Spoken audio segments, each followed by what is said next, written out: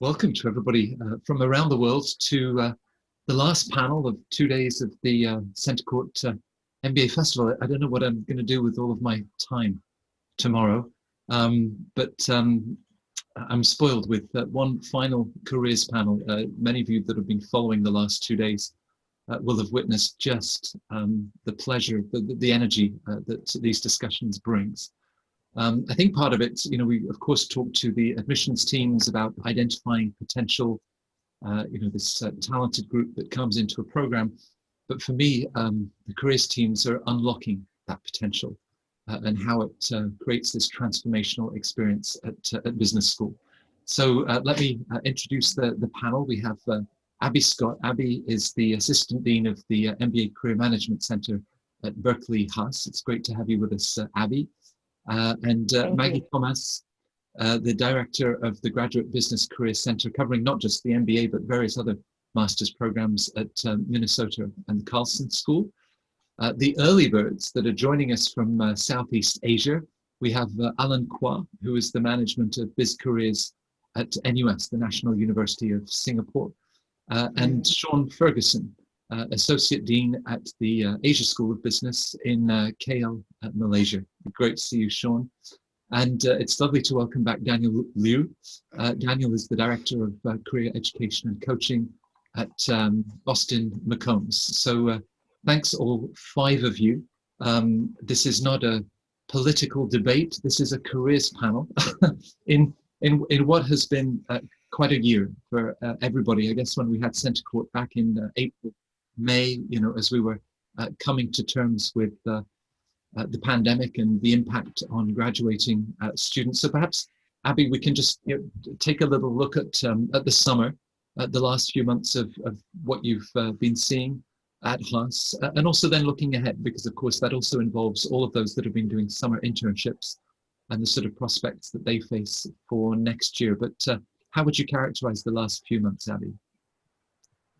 Well, thanks for letting me start. There's sure a lot I could say about the last few months, but I guess I'll just start by mentioning that as difficult as the spring was, the graduates really mostly found jobs. And we were pretty pleased that within 3 months of graduation, I think it was about 85% were employed.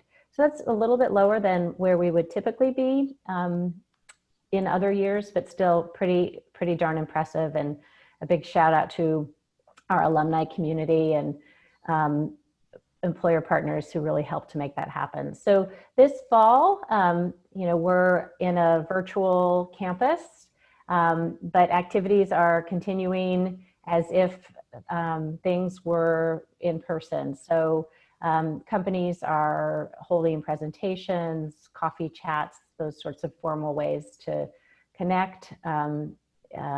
Interviews as well. But as I say that, there's still a tremendous amount of uncertainty going forward. Certainly, many students came back to their second year with job offers from their summer internships, and others were told that they did a great job, but the companies just are going to have to wait to make hiring decisions until later in the spring. So I'll just leave it at that. I'm sure others have things to add, but that's how things are going in Berkeley.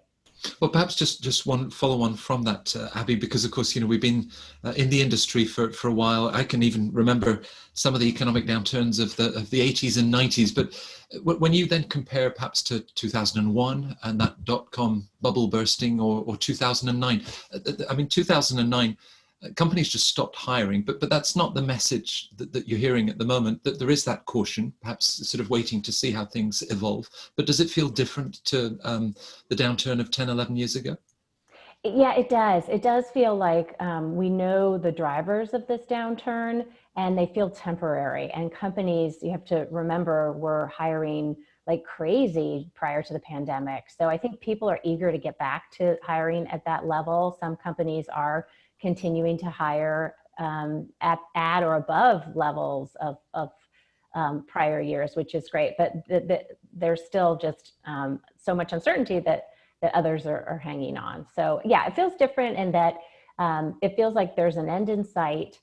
We don't know exactly when that end is coming, but companies with healthy balance sheets and healthy growth trajectories are kind of ready to get back to hiring actively. Their companies are just telling them, be a little more cautious right now.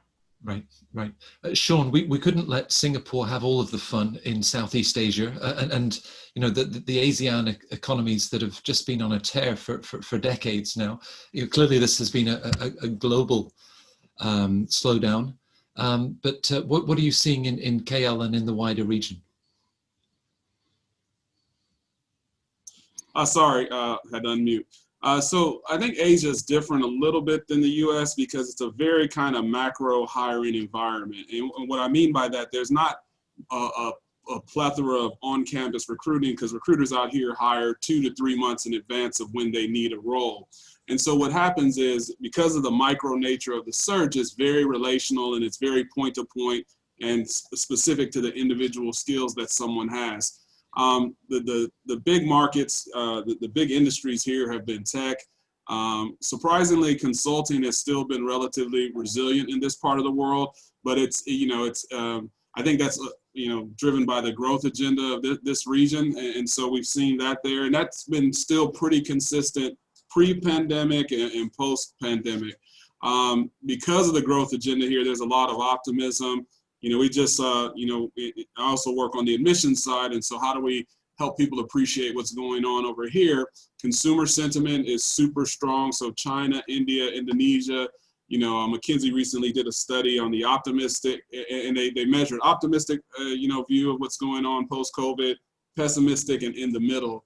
And if you look at China, Indonesia, India, the really big economies in this part of the world were off the charts. Same thing with the corporate executive outlook. So there's a lot of optimism here, but I think it's not going to be in your face. And so students and if they take the approach and they kind of listen to their career offices, and I think this is the case anywhere across the world, I think they can find a path to a great opportunity here. But it's going to take work, and so it's I think the environment's been relatively resilient out here. And so that's what we've been seeing on our end. Great. And Maggie, from that Carlson perspective, we talk about ambiguity, the uncertainty, and perhaps we'll come back to that in terms of the skills that graduates need in a market like this. But at the same time, there is this underlying sense, Abby talked about sort of the duration, but that, how things will recover and the drivers behind it. Does that give you a level of confidence?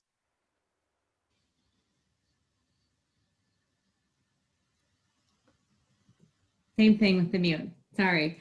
Absolutely. All of our recruiters are telling us how confident that they feel. And it's been interesting because some industries are thriving. In Minneapolis, we are fortunate to have a lot of different industries represented. So we can see how it's impacting some a lot more than others, just even locally, even with our alumni who are coming back. So I absolutely have optimism that it will recover, and that the MBA skill set now more than ever, because it focuses so much on adaptability and communication, will be needed in the long run. I think it's just, making sure that we help our students stay confident as we get through these uncertain times. Right, and with the recently published GMAC recruiter survey, recruiters were fairly bullish in that report about their hiring needs. So, they really don't want to stop that pipeline of talent. And that's something that you can see, those coming back from their internships, or as you start to plan, for their graduation 10 months from now. Yeah. So, we're seeing companies that are coming out with new opportunities for internships for the spring. Like, I've seen that just as we're talking to employers, is, we might not be hiring this fall traditionally because we filled our roles with our interns, or we're being conservative and we might do more just-in-time hiring next spring, but we're absolutely planning to devote to this new internship. So we'll come on campus for that because they're projecting better need, and they're more optimistic about 2021. I think everyone's just being a little bit cautious right now as they wait to see what 2021 will bring. But I feel optimistic as we're seeing like new opportunities come through for the current first year class for internships. Right. Optimism has been pervasive in Singapore, Alan, for many, many years. And of course, with both financial services, the number of Fortune 500 companies that have major headquarters out of Singapore. So are you seeing perhaps changing demands in terms of who's hiring? Is it more on the tech side than it was on finance compared to a few years ago? Yeah, I think we did a preliminary data collection in terms of the class of 2020. Surprising that there's no change in terms of which are the industry that's hiring. So for the last 3 years, tech was basically the primary industry that's hiring from MBA. For the class of 2020, similarly, I think we are looking at tech as being the lead, and then followed by financial services, including of the banks, and then consulting. Yeah, so in general, we don't see a shift in terms of it, but I think functional roles, there could be some shift in terms of the dynamics of the role. Like, for example, I think tech, there's a lot about fintech, there's a lot about, AI, algorithm and all this. So there are demands in this area, Right. While the industry will still remains the same. Right, and Sean was sort of referring to importance of networks. Of course, NUS is heavily implanted graduates from undergraduate and through the MBA program. Those networks, including the alumni networks of the MBA, really play a role at a time like this, don't they? Yeah, certainly. I think we have a lot of alumni coming back. I think in view of this situation, people are working from home. So we do, have quite a fair bit of events and also like an invitation to alumni coming back to the school, to speak to the students, whether it's in a form of, industry update, whether it's on like mentorship and all this. Yeah, and it's been easier. So, previously before, COVID situation, if you do on a face-to-face, everybody could come, there's a venue, there's logistics and all this. So, and people might not be, so available. But I mean, in this situation where most people are working from home, it's much easier to organize. And therefore, the alumni are more willing, to come on, just like 1 hour, 1.5 hours of the time. Yeah. So there is a big contribution, from the alumni. Great. There's this sense that the schools haven't even had to say to their alumni networks, help. It's a tough market out there.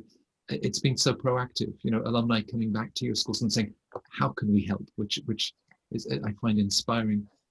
Daniel, I'm not sure that Austin needed a reminder of the sort of economic shift away from sort of tax independence on the energy sector. Of course, I guess Austin would describe it as a tech town. You've got Tesla on your doorstep. Apple has chosen, and tech has had a pretty good pandemic, I guess, certainly of some of the tech giants. How does that reflect what you're seeing at McCombs?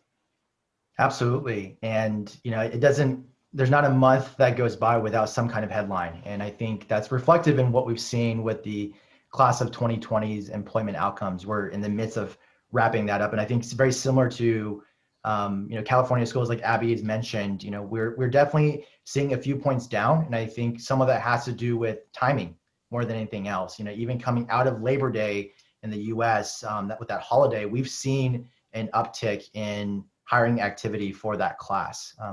I would say that the most challenging thing is this is not like 2002, 2009. We're very blessed in that way. Right? We saw very few rescinds. Certainly in some specific markets like airline industries. But the opportunity and the interesting part, I think, to share with our audience is, tech in Austin, it's a mix of big tech and mid-size and startups. And we're finding ourselves with the opportunity to really educate our students as their interests have shifted away from the traditional sort of MBA opportunities, kind of having to peel back a little bit. What does a hiring process actually look like?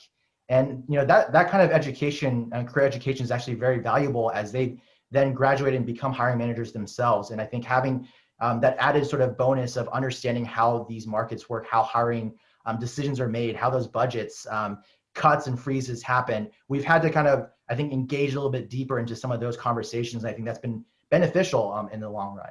But again, technology is certainly over a third of our class. Consulting is a strong second, and financial services for us continues to hold strong. We've seen base salary signing bonuses higher than ever. So again, I think that's probably very similar to some of my peers here. Right. At Haas with Pete Johnson and the admissions team, you know, if you were to look, Abby, at the applications, you know, where they talk about obviously why Haas, but sort of next steps and even where these applicants see themselves post MBA. As you look at that sort of arc from what they've said in their application, then arriving, of course, at the school, you know, 2 extraordinary years with such a diverse, talented, open-minded, and ambitious bunch of classmates, and then facing, you know, perhaps a job market that none of us could have predicted. How do you then sort of accompany them in adjusting expectations, those realities, and even, you know, what that first position out of business school, it's a stepping stone in a much longer trajectory. So how do you sort of help them on that journey? Yeah, well, we always make a joke during orientation that that they can set aside what they wrote down in their application because they're here now to really begin the discovery. And I think, you know, to all of you listening today, it is a process. And I'm guessing that at this stage, you're just starting to think about why business school and what you want to do after. And that's perfectly normal. You know, you put something down in your application and we expect you to explore that. But what happens when you come to campus is your world opens up. And so during times like this, actually any time, we tell students, I'm sure like my colleagues from other schools, to start to focus. And the only reason that we insist upon this is because there's just too much to do. And there's not enough time in the day to attend all the different events and programs that relate to all the different career trajectories. So pick a focus, that's pretty important. And we consider that a hypothesis. Again, you're making your hypothesis now as you write your applications. We encourage you to explore your hypothesis. But what's more important now is to make sure that your plan B is something that you're keeping in mind too. So you've got your focus, your plan A, your hypothesis, but keep in mind a strong plan B. And your plan B is not going back to what you were doing before. Your plan B is that stepping stone that Matt mentioned. It's something that takes you in the direction of what you're hoping to do in the long run, but maybe it's changing, you know, function within the same industry or pivoting ever so slightly rather than just a radical leap. So Right. Something to think about. Right. Talking of radical leaps, Sean, that leap of faith for an applicant that says, you know, my next adventure lies out of the United States or out of, you know, wherever they might find themselves. My future might be in Malaysia and in Southeast Asia. And you've talked in the past about how ASB attracts individuals, almost adventurous spirits, ready to take that leap of faith. Does that then translate into their exploration of opportunities? I mean, are you seeing a lot that then consider entrepreneurial goals at this point? Yeah, so I think, you know, as Abby mentioned, like, you know, I always joke that, you know, at graduation, when I read the names or what have you, I'd say if we held everyone to what they said in their admissions essay, no one would be graduating today, right? It's like truly a discovery process. And the canvas that's out here in Southeast Asia is tremendous. When we're recruiting students, it's not cut for everyone in this part of the world, but we're like, if you're frontier minded and you want to be on the front line of the growth and the kind of dynamism that's in Asia, there are not that many cookie cutter jobs, but if you are looking for a unique experience or something that, you know, is in the early stage of development, whether it's with a big Fortune 500 company that's trying to grow in this region, or, you know, whether you want to use Asia as a platform for startups or what have you, you know, you have the benefits in this part of the world that if you're interested in manufacturing and things of that nature, costs are very cheap in this part of the world, but then you're also close to, you know, within a flight of Shenzhen, and you can do fast prototyping of, you know, products and things of that nature. And so that's what we kind of promote to our students. It's kind of like the U.S. in the early, you know, 1900s, where they were like, go west, young man or woman. Like our mantra is like, go east if you're looking for where the future and the opportunity is. And And so, and that resonates with a portion of the market. And we've been, very focused on that. We talk about, candidates who are kind of unconventional and extraordinary, because in this environment, you have to be comfortable being uncomfortable. And we do a lot of action learning and experiential learning every semester. And so students are on site with our corporate partners, solving problems and doing different projects. And what that really does is align them with what's going on in the job market here in this part of the world. Right. And that theme of, being comfortable with being uncomfortable and comfort zones. Maggie, as you look at that 2-year journey and the hypotheses and sort of the plan A and the plan B, are there sort of key moments that you see in the 2 years at Carlson? Perhaps they come back from that summer internship and suddenly there's a newfound confidence, or what's the sort of the emotional story and how you accompany them on that journey? Yeah, well, one you just described, I love when they come back from those internships. Man, they are incredibly confident and they're just different students. And then all the first years, you're like, God, I could never be like that. It's like, oh, just wait till you have your internship. You're going to come back with all of that confidence too. It's really fun to watch that growth journey. But I think another moment is really kind of two parts in that first semester. So one is right after orientation. And they get a lot of time with us, with the Career Center. So we usually get 3 days with them. One of those days is full of career panels, which I'm sure my colleagues here do, where they're being exposed to a lot of different functions and industries.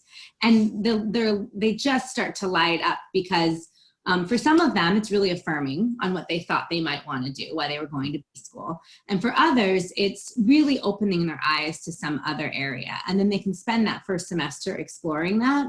But I think for a lot of students too, and one of the pieces of advice that we always give them is, avoid the herd mentality, really be open and trust yourself, because it can be really hard. Like you might have come to B school with a dream, or you might start to hear and listen to this voice in your head as you're listening to more and more alumni speak and going to info sessions that this is what I want to do, but man, this is the hard to get thing, or this is where my classmates are going, or this makes the most money. But you really need to trust yourself and follow kind of your compass, which can be hard when you're going through this process with hundreds of other students who are all very driven and type A. So I think part of our job in the Career Center and as coaches when we're working with students is to really help them be centered and go back to trusting themselves and being open to what's around them.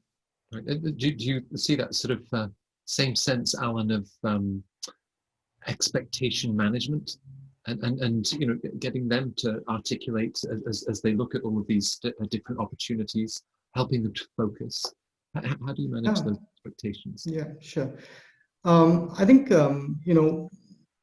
similar to Maggie, I think when they come in, basically we do have workshops, basically with the career office, the career advisors, and thereafter there will be a series of workshops, developing them in terms of the soft skills. Then the MBA curriculum itself will have basically like two core modules on experiential learning, which their focus is also on soft skills as well. So on and off, when we meet them from the start of the journey to the end of the journey. So discovering in terms of agreeing on what Abby had said. They came in with a direction, but throughout a lot of them throughout the journey, tend to have a slight different thought. So it's good for them to have certain plans, but of course, not to have too many, because when you have a plan, you need to focus, you need to have research, you need to have the interest developed, so that it's genuine. When you go for interviews, when you go for when you speak to people, yeah. So we meet them, and then we will journey through them, and then we will see how things develop throughout the year. In that coaching role, Daniel, I have in my mind, and it might be completely inappropriate, the 2-year-old that sees something shiny over here and they want to go, but you actually know that the best thing for them might be over here. So how do you have that conversation? And do you sometimes have difficult conversations? You're holding up this mirror, helping them to ask themselves great questions. But if you really get that sense that they're pulling in the wrong direction, how do you have those tough conversations? It's a great question. I love the analogy. I've got a 3.5-year-old, so definitely that resonates. I think it all starts with number one, and something that I think that is part of the Texas Macomb's value proposition and experience is we are a tight-knit community. And I'm proud of the fact that my career consultant team knows every single student, right? We have interactions on average over the span of a student's time with us. They have over 3, one-on-one touch points or more, right? And that's just the median. And so I think when you think about that level of trust begins nowadays even before orientation. We've really seen a shift in the need to get in front of our students, and to, especially this year, with the opportunity of virtual access, we actually launched a lot of our curriculum in June. And that gave our students a little bit more runway to focus and to ask those bigger questions and to think about some of these pieces and building those relationships with the students. So by the time they got to campus in August, we already knew them. We didn't know them just on paper by their resumes. We actually knew them. We knew their stories. I think that's a really important part and key to, I think, how my team works to not only set expectations, but I think really to help guide a student on their journey. One, I think, two important exercises that we utilize, and I think there's definitely been a shift in business schools in terms of how we help a student think about exploration, is applying design thinking concepts to how you think about your career, right? The hypothesis-driven process and utilizing the 2 years of the MBA program, all the different experiential learning opportunities. We call it at McCombs, Rolling Hall is this overlapping community of it's a laboratory, right? You can look into the backyard, draw from the local community of Austin startups, mid-sized companies, ranging from technology to also CPG. We have a burgeoning CPG scene, and being able to work with those startups, nonprofits, to essentially help you figure out exactly what makes you tick, right? And we put a lot of emphasis on, it's not just about that immediate post-MBA job. We've got something that I think resonates even deeper this year, which is happiness is at the intersection of what your strengths are, what you're good at, what you really believe in, what the world needs, and then what you get paid for. And what the world needs has, of course, is rapidly changing today. I love what Alan said earlier about the shift in AI, machine learning, digital transformation. And so to kind of bring us back a little bit, I think one of the things for our audience to be thinking about is an MBA is a great place right now to come, because there's rapid disruption, right, across every industry, across every sector. And what better place to accelerate that and to tinker in that in I would consider a safer environment than in an MBA program. Because it's been tough, because your students have had to adapt to these shifting conditions, like a badge of honor for the class of 2020. Do you think, Abby, that ultimately, recruiters will say, no, we love the fact that they've, had to navigate all of this because it's going to serve them so well in the roles that we imagine for them? Yeah, and I think that was one of the things you mentioned, the GMAT Corporate Recruiter Survey earlier. That was one of the things that I highlighted from that, was that companies said that the comfort with ambiguity and digital transformation was really important. And I guess it wasn't a surprise, but it was reassuring. So anyway, I'm not sure I answered your question because I was so busy trying to capture what I thought Daniel just said. I loved it when he just talked about happiness and the definition there. So anyway, I was taking notes. So I think that we could use that definition of happiness with your 3.5-year-old, Daniel. I think everyone is going to be responsive to that. But just the fact that for this class and for the next year, all of these individuals, your students, have had to cope with ever-changing circumstances, adapt, and ultimately building the sort of characteristics that are going to serve recruiters, employers incredibly well, because this is the uncertain world that we're in, right? absolutely, and I think they depend on MBAs for this as well. So I guess just building on what you're saying, I just want to reinforce and agree with you that not only is it a skill set that that companies are seeking in MBAs, our students right now, those of you in business school right now or about to go to business school and thinking about leaving the work world, you're living it, and it's going to be that much more valuable to companies. Comfort with ambiguity, resilience, flexibility, all those things, incredibly important. And I can't see them becoming less important in the future. Even with the mechanics of it, Maggie, because here we are on Zoom and reaching an audience all around the world. How is it working to also ensure that those skills transfer, how they then interview successfully online? Recruiters that increasingly are moving to virtual career fairs and other platforms. So how are you making sure that that they're transferring the skills to this new forms of communicating?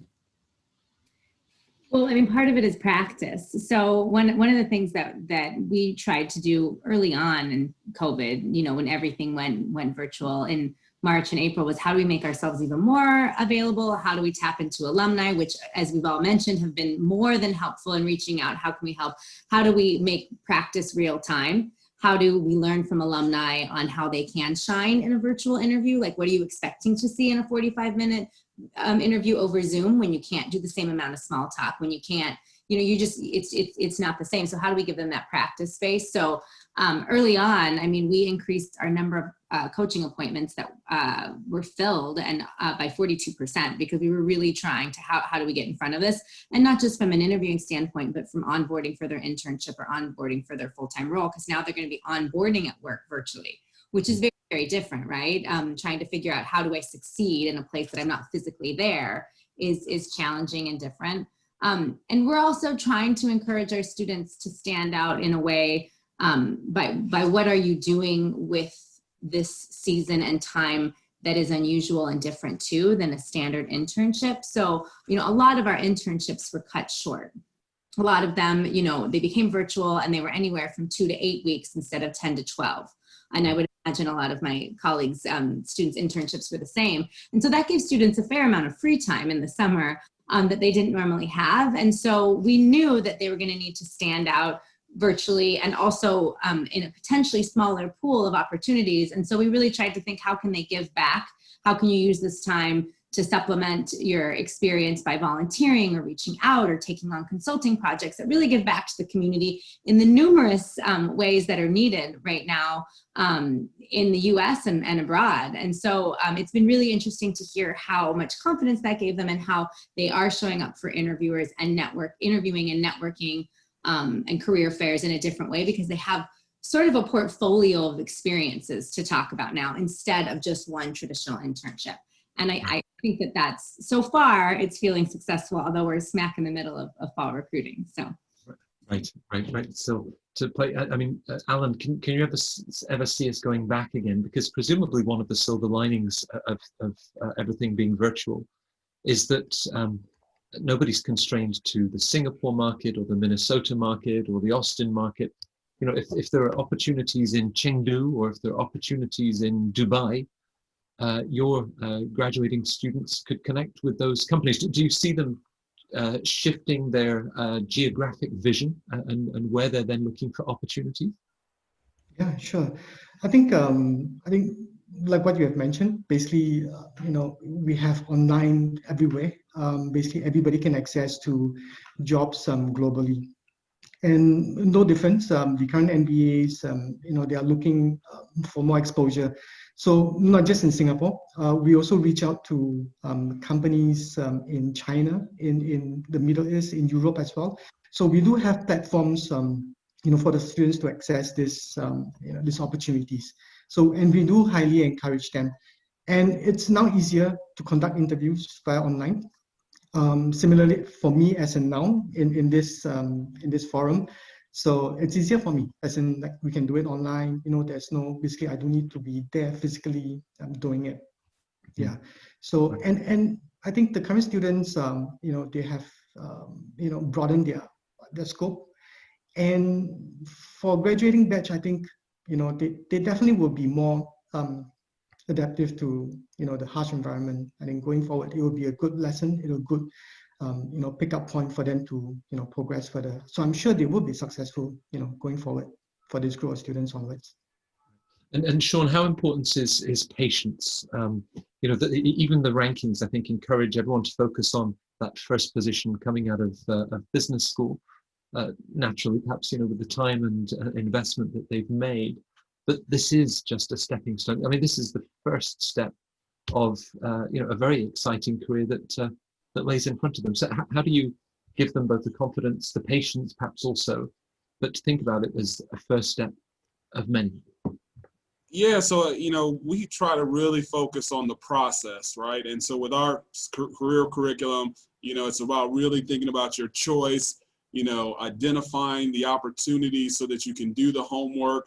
And then how do you create, story crafting is a big portion of our career curriculum, right? So that they're able to articulate the experiences that they've had throughout the program. One of the things that, we really focus on is like, hey, look, this is, we talk about soft and hard skills. We have our own nomenclature for them, smart and sharp skills, right? So smart skills are kind of those technical skills, and sharp skills are those soft skills that facilitate you leveraging those technical skills. And we feel like, we have this framework that we use for Asia, because earlier I talked about there's a 2 to 3 month hiring window out here. And so there's this framework where networking is important, and we call it the seed, tend, harvest, right? And so what you do in the first portion of the MBA experience, you're building the relationships to seed, you're seeding them out throughout the region, the world, what have you, and then you're tending to managing them. And so we have, workshops on LinkedIn and things like that help you engage, so that when it's time to, when you see the opportunity that you're looking for, you've built enough, kind of relationship capital that you can you can activate those advocates in the organization. And so that's a process that requires a lot of patience and diligence. And what we've tried to help people see is the value in this kind of changing environment. We call it the democratization of networking, right? So before COVID, people in our network, whether it was the MIT network or our individual career counselor networks, they only want to have face-to-face meetings with our students. So our students would have to make a trip to Singapore, or make a trip to Hong Kong, or make a trip to Dubai. And now, because of this, our students who are more, I think this virtual world of networking actually favors the people who aren't naturally inclined to networking, because you're able to prepare. Maybe you can put your notes in front of you now with your screen right there that you couldn't do before when you had a coffee chat, right? And so this democratization, I think, has kind of leveled the playing field. And so for those who aren't naturally inclined, if they prepare better, they can overcome maybe some of their anxiety and fear, and they can get, they can be more systematic and strategic. And so, if a student like, ours is, going to Singapore for a day of networking or something, maybe you can fit in 3 coffee chats. But now in a virtual world, on a Friday, you can probably knock out as many as 4 to 6, virtual networking meetings. So the pipeline has really, kind of expanded for them if they're diligent and they follow our seed, tend, harvest process.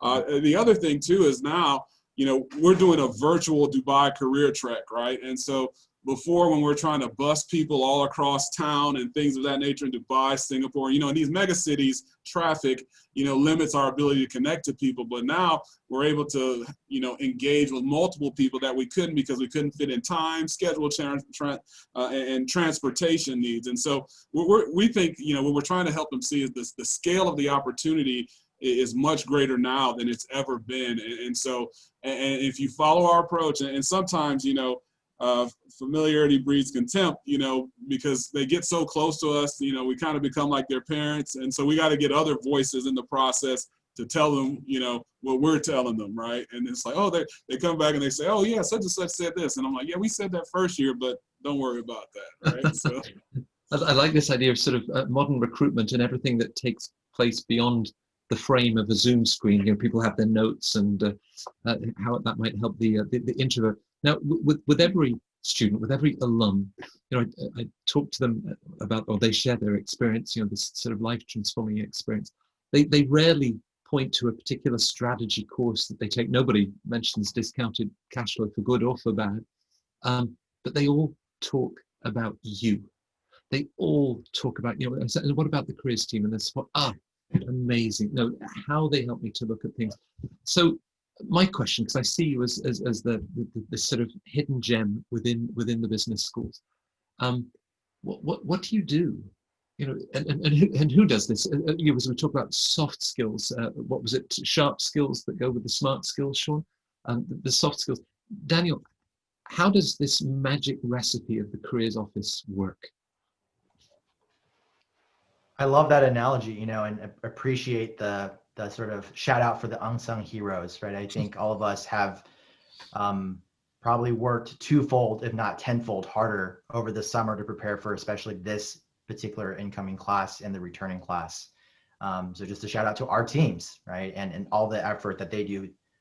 The magic wouldn't happen without them. I mean, it takes a village, it takes a community, and I think it's not any one person.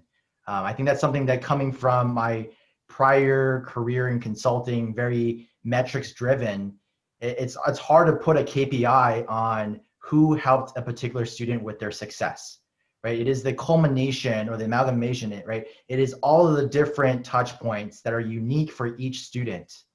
And at Texas McCombs, it's that combination of that experience from a academic, right, which is incredibly important with our core curriculum, to the co-curricular and the extracurricular. And I think career is at the center of it in many ways, helping that student through that process.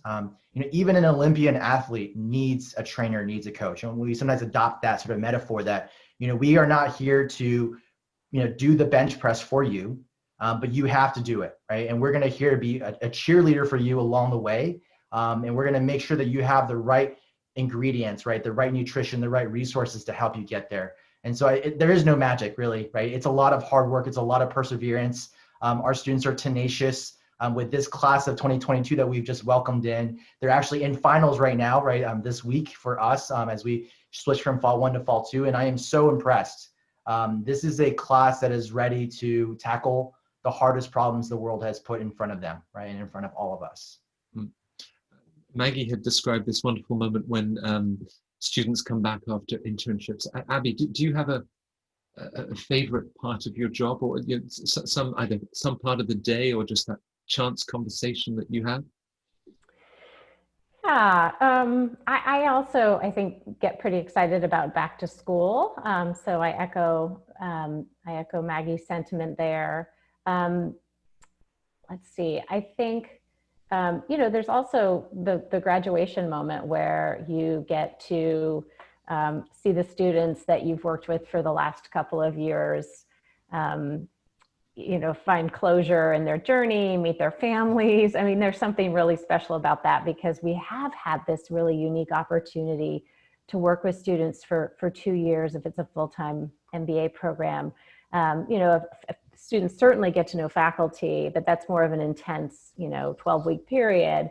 And we really get to share the journey with them. And then even beyond in many cases, because I'm sure, like my colleagues, we offer career services for life. So they do come back. It's really fun to participate in a salary negotiation strategy conversation a year out, or 10 years later, you know, check in on balance, whatever it is. It really is a joy to be in this profession, because we get to be with these wonderful people for a long period of time. Yeah, no, it's all of those stories. And between the coaching, do fellow students also play a role, Maggie? Because if you're sort of helping them in that sort of 360 review and saying, you know, there's a very analytical side to you, and saying, no, I'm not analytical at all. And then they might hear that sort of endorsed with other students. So is there a sort of a constant flow as they're, you know, I said right at the beginning, you're the ones that help to unlock the potential, that talent the admissions office had seen in them. So what are the tools that you have to help to unlock that potential? In terms of working with other students, and how do we connect them to each other? Yeah, I mean, I think the first people that they connect with are their peers in their class. They're put in groups and cohorts. And we talk about that pretty early on from a career perspective. Like, how are you going to use this group time to really grow your teamwork skills? What are things that you need to be better at? Because when you do look at the GMAX recruiter survey, a lot of their top skills are those soft skills, communication and teamwork, dealing with conflict. And this is sort of, you know, as Daniel said, a laboratory to do that. So what are your weaker spots and how can you get better at that while you're in the program? So then when you're interviewing and interning, you're better at it, right? This is a safe space to do that. And then they also really lean on second years, and our office does as well. So, you know, a lot of second years have been successful at the interview process and they come back with all that swagger and that confidence. So how can we get them to help prep for interviewing? How can we get them to really be ambassadors of the companies that they interned at and help students prep for those specific interviews? And, you know, as Sean said, oftentimes we can say something till we're blue in the face, but if they hear it from a second year who interned there or an alumni, it suddenly has new meaning. So we lean on our second years a lot, and that's helpful. That also helps our office, you know, leverage and expand our services so we can really continue to meet with the students and make sure that they're successful. The cat is out of the bag now, but don't worry, there are only about 70,000 people that are going to hear this, so all of those secrets. I mean, with all of those characteristics, Alan, if you were, you know, addressing an incoming class with all of the uncertainty, what would your advice be to them? You know, they've made this investment, they're pursuing their business school education. I mean, they're better off with an MBA from a wonderful school like any of yours than without, right? Right, the incoming class basically will be coming in January. You know, there's a slight delay. Original intake was supposed to be in August, but you know, as before the program start, like what Daniel has mentioned previously as well. So we have started engaging this group of students as well. So I mean, getting them prepared, you know, getting them, you know, to see what you know, the current students are doing, and we do prep them. And of course, basically they have gone through, you know, they've been through these situations and they came in with their eyes open, and they know. So things that we want them to be, you know, proactive, you know, start your plan from, you know, day one, right before, you know, when they come to the school day one. So let's say, for example, as of now, you know, they come in January, but, you know, they're start preparing. So we line up in terms of like, you know, industry engagement with them so that they have an idea in terms of, you know, where they want to go, have a certain idea of a plan, whichever they have, plan A or plan B. Then of course, start to engage, besides being proactive, start to engage and be adaptable. So like I mentioned just now, things change, it's very fluid, you know, and sometimes industry or functional roles does, you know, tend to shift a little bit. So they need to adapt on it. So they need to be resourceful as well, not just depending on the school. But of course, the MBA students they themselves are basically very resourceful. So they'll try to reach out to as many people as possible, including the faculty members, including alumni. So as a career office, you know, we do connect them with these people, and obviously corporate partners. So yeah, so I think these are basically the key attributes that, you know, the incoming students will need to have. When students come back to McCombs from perhaps their 5-year reunion, Daniel, is there ever that moment they said, yeah, no, I can remember you saying that this might be a good idea, or I should look into this, and boy, were you right? I mean, do you continue to have that extended relationship and feedback loop with the alumni? Matt, you know, I think earlier you asked Abby sort of what are some of her favorite moments and the most rewarding parts of the job. And I would say it's exactly that, right? It's knowing that we have, again, built the trusted relationship and able to have, you know, we're not telling the student this is what you need to go do because we need more MBAs in consulting, right? But it's really having that honest reflection point, helping steer them not just towards short-term success, but long-term happiness.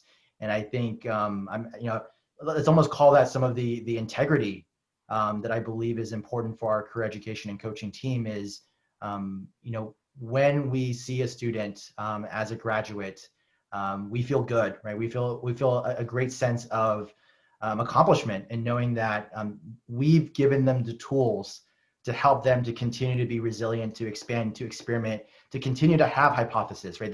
The career search doesn't end once you graduate and get that first job. It is a lifetime journey, and having those lifetime skills is something that we're very proud of what we teach our students today. It's lovely on a panel that the word happiness is being used so often, particularly this year. That perhaps that mix both of happiness and how people achieve that in both their personal and professional development, but also, of course, we're working with a generation that wants a sense of purpose and a meaningfulness in their work. Abby, is that something that you see in this group?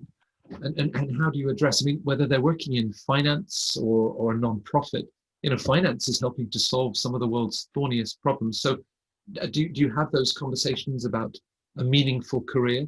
And is it really then emphasized on the immediate position out of the MBA, or how that again is a stepping stone for a longer term meaning that they're looking for in their lives? Yeah, I think the listeners can probably really relate to this question, because in my time doing this work, I think we've gone from seeing a small subset of students that were interested in meaningful work to kind of everybody, Right. Truly, really everyone. And I think in many cases, it's a great reason to come back to business school, is to figure out, maybe you just know you don't want to be doing what you were doing before because it wasn't bringing you meaning or joy. And trying to figure out what that is can be lifelong work. Like I remember my dad used to say to me, like, you just got to start, because I'm X years old and I still don't really know what I want to do, but I'm finding joy in going to work every day. So anyway, it is something that people are seeking. I think we should all go back to Daniel's definition of, sort of the intersection between bringing your strengths to what the world needs, to what they're willing to pay for. I think I'm leaving out one of his four. Well, that was a pretty good. But I think that's what meaning is, and it's really different for each of us. So really doing the hard work to figure out what that is for myself is a gift that business school gives you, because you have the time, you have the people, the community around you to help you explore that. And you may actually find it in finance, because it depending on the company and your role, you may find it. So it's there. It's just about doing the hard work. A ranking will always struggle to capture that. Sean, your career in business education, senior at Rice in Houston, HKUST. Now you're in Malaysia. And what we're describing and that search for meaning, is it geographically fluid? You see this equally in Malaysia as you have in other markets? Yeah, and I think, so I've been in this business for 15 years now, and what I've seen is that there's more convergence in the student view of the world, regardless of where they're at. I think with social media and all these things, there's a more common, mindset amongst students, whether they're international, American, whoever. And there's this greater sense of purpose that has made them more interesting. So the younger generation always gets some kind of bad rap, but compared to 15 years ago, where I think people had this mindset, I'm going to go to business school, kind of get this cushy job that makes this amount of money, the conversations here are much more about having a purposeful existence, making an impact. And that's been rejuvenating for us here. And so it really helps us be better career advisors, coaches. We help remind them where, I think Maggie talked about avoiding the herd mentality. When you have these kind of deep conversations with them, our job is to make sure they get back on track and they don't deviate to the herd mentality, or they look for the path of least resistance. And so this has made this job much more rewarding, I think, for all of us. And the other piece as well is that, we didn't come into this business to make money, right? A lot of the capital that we get is like this social capital from the people that we work with. And so there's nothing more rewarding than looking back, 15 years, later, and you're like, man, this guy or woman is amazing. And maybe I had a little part of inspiring some of that greatness in individuals. And that's what we're all here for. The careers job is actually, to me, the toughest job. So I'm a part of the career process. I'm part of admissions, part of student services, but nothing goes at a business school unless you get the career right and as a school, you have that kind of empathy and support that really helps, you know, get people to where they want to go. I was hoping that we'd have energy in this panel. Not only have you given me energy, you've given me happiness, you've given me meaningfulness, a sense of purpose. I'm spoiled.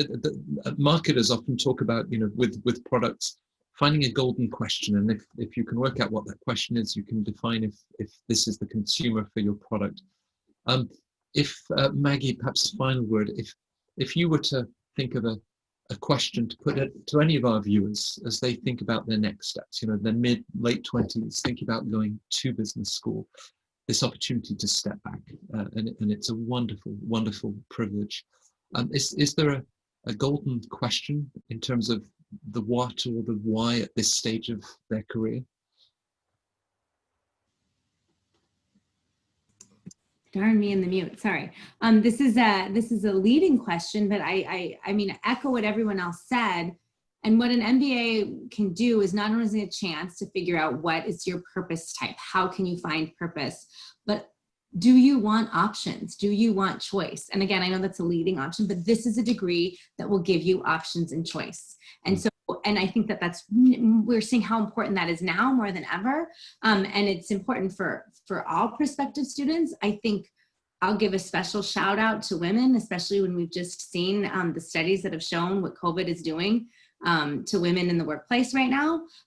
Because with an MBA, it's going to give you choice and options, and you get this chance to really spend 2 years soul searching. What do I want to do? And carry those skills and that option and those degrees and this skill set that the Career Center will give you with you through the duration. So if you want and you're ready to take that risk and take some time off, if you're ready to have more option and more choice in your life, I think the MBA is for you. So it's a leading question, but it's what came to my mind. No, because I think you've also captured this sense of empowerment, and you know, for men and for women, as we're just a few minutes away from a political debate that at least has balance. We have both on the stage tonight, and it's a wonderful shout out, you know, to that sense of choice and opportunity.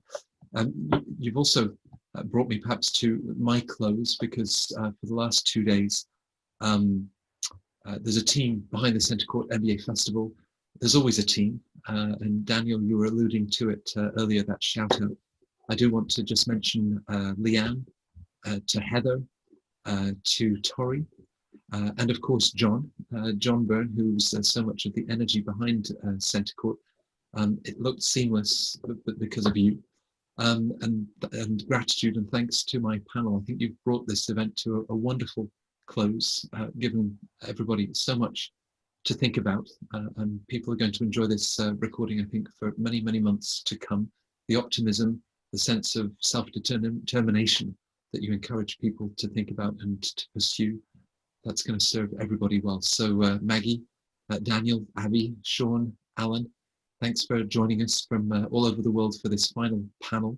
And thanks to you, the viewers, for following CentreCourt. It's such a joy for us to put this event together. You've been very kind in your feedback and how it's been helpful to you. My job is made easy as a panelist, as a host with such great panelists. But thanks for being with us, and we look forward to staying in touch with everybody. Thank you.